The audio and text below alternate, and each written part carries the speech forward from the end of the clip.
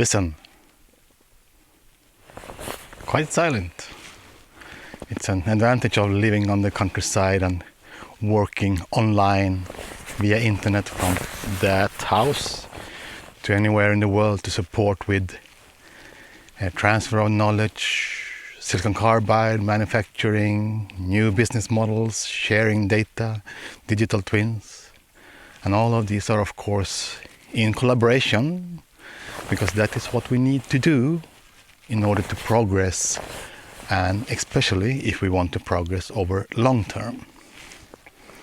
And this is one of my own Christmas gifts which I got, is that I will be working more with semiconductors and silicon carbide for the sustainability and especially manufacturing.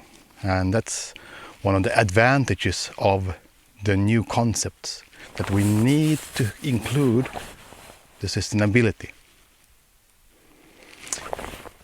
And that will make that we need to count every carbon atom which is produced along the supply chain and the raw materials.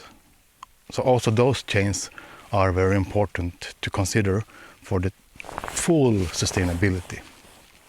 And that is a complex matter, but interesting one.